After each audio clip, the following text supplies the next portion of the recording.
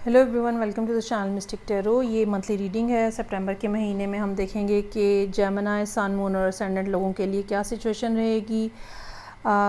Spread मैंने already बनाया हुआ है। एडवाइस के कार्ड्स मेरे पास मौजूद हैं। करियर और रिलेशनशिप दोनों को हम डिस्कस करेंगे। ये तमाम रीडिंग्स जो हैं ये जनरल होती हैं। पर्सनल रीडिंग के लिए आप मुझे डायरेक्टली कांटेक्ट कर सकते हैं। रीडिंग को लाइक करना, चैनल को सब्सक्राइब करना मत भूलिएगा। स्टार्ट लेंगे हम विद द रिलेशनशिप। अच्छा जी, जेमिनी लोगों की मामलात रिलेशनशिप के हवाले से अगर हम एस्ट्रोलॉजिकली बात करें, जहाँ पे वो तमाम लोग जो कि जेमिनी असेंडेंट हैं, तो उनके रिलेशनशिप के मामलात इस साल मई के बाद जो है, बल्कि अप्रैल के बाद जो है वो काफ़ी ज़्यादा डिस्टर्ब हुए होंगे। कुछ लोगों को जैसे ब्रेकअप नहीं अगर हुआ तो एक दरमियान में ख़ामोशी आ गई है, या कुछ इस किस्म के मामलात हुए हैं जिसमें दूरी आ गई है, और उसकी वजह जो है वो जुपिटर की प्लेसमेंट है जो कि 1 साल के लिए है।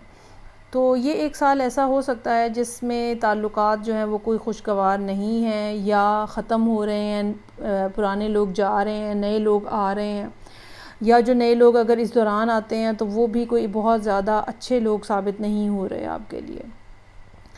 तो ये मामलात हैं बेसिकली। अब जब हम सितंबर की बात करते हैं तो ऐसा महसूस होता है कि तकरीबन कोई 2-1 महीने पहले ऐसा हो सकता है कि कुछ नई शुरुआत हुई हैं आपकी ज़िंदगी के अंदर, या कुछ अर्सा पहले कुछ नया स्टार्ट हुआ था रिलेशनशिप के कॉन्टेक्स्ट में, और आपको बहुत यकीन था कि ये पर्सन जो है ये आपके साथ चलने वाला है, ये आपके साथ लॉन्ग टर्म कमिटमेंट में जाएगा, और आप दोनों जो हैं वो मिल के एक अच्छा सॉलिड फाउंडेशन वाला रिलेशनशिप जो है वो बिल्टअप करेंगे।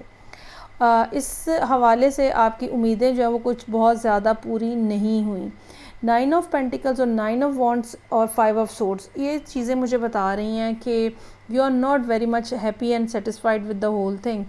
और करंट एनर्जी में जो मून का कार्ड है ये भी मुझे ये बता रहा है कि देयर आर थिंग्स जो कि हिडन है, जो कि अभी सामने नहीं आई हैं और बहुत जल्दी सामने आ जाएंगी। एक ये भी बात हो सकती है कि इस पर्सन के साथ कोई ना कोई मामलात आपके इस तरह के रहे हैं जिनसे आप खटक गए हैं, और now you are very much cautious कि मुझे क्या वाक़तन इनके साथ किसी सीरियस रिलेशनशिप में जाना चाहिए। ऐसा हो सकता है कि आपको महसूस हुआ हो कि ये पर्सन जो है बहुत सेल्फ़िश है या बहुत सेल्फ सेंटर्ड है, और ये चीज़ आपको इतनी ज़्यादा कोई पसंद नहीं आई है। ये भी मामला हो सकता है कि आप किसी अर्थ साइन के साथ डील कर रहे हैं, ख़ास तौर पे वर्गो की एनर्जी, वर्गो और कैप्रिकॉर्न की एनर्जी यहाँ पे काफ़ी प्रोमिनेंटली नज़र आ रही है। तो मून का कार्ड हमें ये बता रहा है कि इस महीने में आपको चाहिए कि आप अपनी 6th सेंस जो है ना उसको अलर्ट रखें। कोई ना कोई मामलात आपके इर्द गिर्द ऐसे हो रहे हैं जो कि बिल्कुल वैसे नहीं हैं जैसे वो बज़ाहिर नज़र आ रहे हैं। बिहाइंड द सीन भी कुछ ना कुछ सिलसिला जो है वो चलता हुआ नज़र आ रहा है, और ना सिर्फ ये मामला जो है ये हिडन है, बल्कि ये मामला इस महीने हो सकता है कि आपके कहीं सामने भी आ जाए। अगर आप थोड़ा इसको सर्च आउट करें, इसको देखें, तो ये चीज़ें जो हैं ये आपके सामने आ भी जाएंगी। आपको पता भी चल जाएगा कि क्या सूरत हाल जो है वो बन रही है।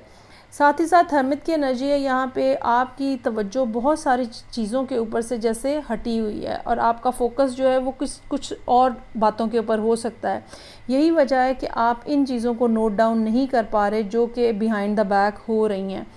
तो अपनी अटेंशन स्पैन जो है उसको ब्रॉडन अप करें, और किसी के ऊपर भी फ़िलहाल आपको ट्रस्ट करने की ज़रूरत नहीं है। जब तक आपको क्लियर एक पिक्चर हर पर्सन के हवाले से जो भी आपकी सराउंडिंग में है मिल नहीं जाती है, तब तक आपको किसी को भी क्लीन चिट नहीं देनी है।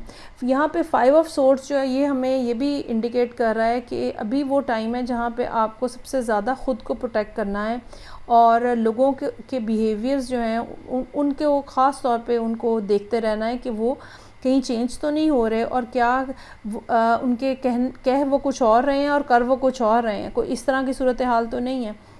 अच्छा, यहाँ पे नाइट ऑफ वॉन्ड्स का कार्ड है। ये कोई पर्सन हो सकता है, सजिटेरियस हो सकता है, या कोई यंगर पर्सन हो सकता है जो कि आपकी तरफ आ रहा है।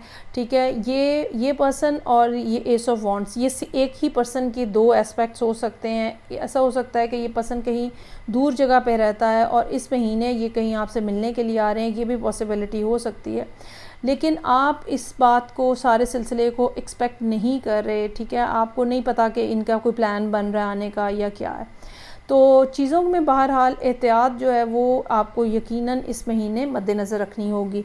यहाँ पे 5 ऑफ सोर्ड्स के नीचे फूल का कार्ड है और उसके बाद 8 ऑफ कप्स का कार्ड है।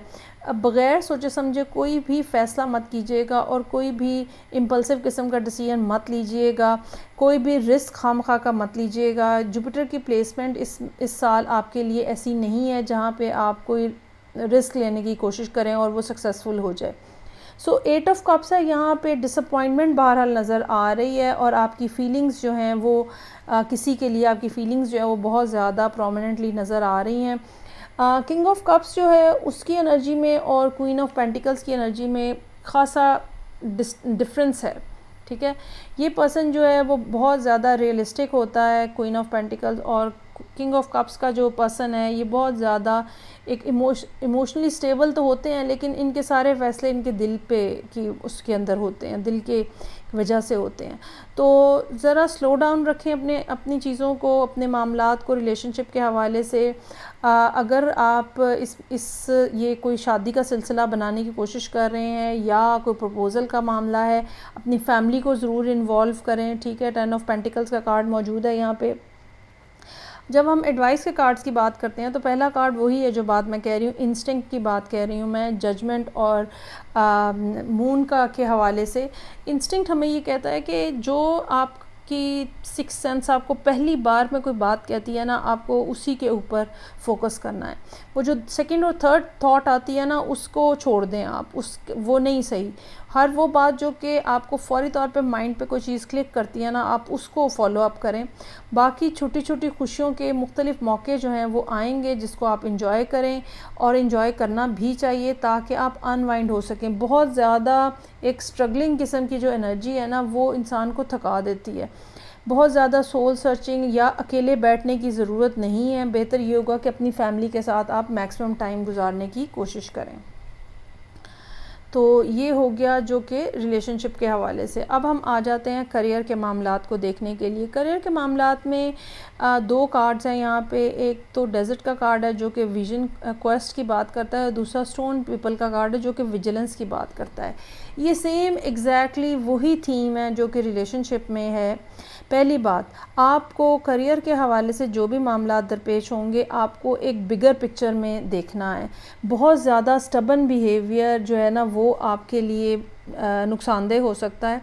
अपने अंदर जो है वो फ्लेक्सिबिलिटी रखिएगा लोगों से डील करते हुए, और लार्जर पिक्चर जो है ना उसको कंसिडर कीजिएगा। छोटे छोटे बम्प्स, छोटे छोटे अप एंड डाउन जो आ रहे हैं लाइफ के अंदर, उसको बस जाने दें, उसके ऊपर बहुत ज़्यादा फोकस मत करें।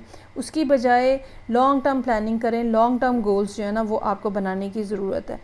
दूसरी बात जो विजिलेंस की बात है, वो यही बात है जो यहाँ पे मैंने कही कि करियर के हवाले से या बिज़नेस में या जॉब पे, जहाँ पे भी आप इस टाइम पे हैं, कुछ ना कुछ ऐसे मामलात हैं जो कि लोगों के हवाले से हैं। कुछ लोगों का ऐसा करैक्टर हो सकता है, कुछ लोगों का ऐसा बिहेवियर हो सकता है जो कि हिडन एजेंडा लिए हुए है, या कुछ इस किस्म के उनकी मामलात हो सकते हैं जो कि बज़ाहिर आपके सामने नहीं हैं, ठीक है। और बैक स्टैबिंग जो है वो बहरहाल होती हुई नज़र आ रही है, या वो पॉसिबली इस बात की कोशिश कर सकते हैं। टाइमली आपको पता चल जाएगा, आपको उसके ऊपर कोई ना कोई प्रिएम्प्टिव मेजर्स लेने की ज़रूरत होगी। विजिलेंस का मतलब ही ये होता है कि कोई भी मामला सामने आए, you just have to be ready for that. Hamid की एनर्जी जो है वो आपको ये बता रही है कि बहुत ज़्यादा अपने आप को out of scene, out of reach करने की बजाय बेहतर ये होगा कि आप अपने इर्द गिर्द जो आपके करीबी लोग हैं उनको इन्वॉल्व करें और उनके साथ जो है वो आप अपनी बॉन्डिंग को मजबूत रखें ताकि वो आपकी प्रोटेक्शन के लिए आएँ। 10 ऑफ पेंटिकल्स ख़ास तौर पे यहाँ पे ये फैमिली की तरफ से सपोर्ट की बात हो सकती है। फैमिली मनी की वजह से आपको सपोर्ट मिल रही है काम के हवाले से, ठीक है। या ये भी हो सकता है कि कुछ सर्टेन डिसीजन आप इस किस्म के ले रहे हैं जिसके बाद करियर के मामलात में आपके प्रोग्रेशन जो है वो आने का इम्कान है। वैसे तो यहाँ पे 10 ऑफ पेंटिकल्स का कार्ड मौजूद है जो कि आउटकम के तौर पे है, लेकिन एस्ट्रोलॉजिकली अगर आप जेमिनी असेंडेंट हैं तो मैं आपको ये ज़रूर मशवरा दूंगी कि इस साल में, यानी कि अब ये जो भी टाइम पीरियड गुज़र रहा है टिल 2025 में, आपको कोई नया काम शुरू नहीं करना चाहिए। अगर नया काम शुरू करने की ज़रूरत पड़ती है तो बहुत ज़्यादा मोहतात होकर करना चाहिए। चीज़ों में बहुत सारी चीज़ें ऐसी हो सकती हैं जो कि बज़ाहिर बहुत ज़्यादा नज़र आ रही हैं, अच्छी नज़र आ रही हैं, लेकिन उनके साथ कोई ना कोई प्रॉब्लम अटैच है जो कि लेटर स्टेज पे आपको पता चले, और आपके फाइनेंशियल लॉसेस भी होने का इस साल जो है वो काफ़ी डर होगा। तो इस हवाले से आपको मोहतात रहने की ज़रूरत है। ये थी रीडिंग जो कि जेमिनी लोगों के लिए थी, सन, मून एंड असेंडेंट। फीडबैक का मुझे इंतज़ार रहेगा। मैं आपसे नेक्स्ट रीडिंग से फिर मिलूँगी। अपना ख्याल रखिएगा। खुदा हाफिज़।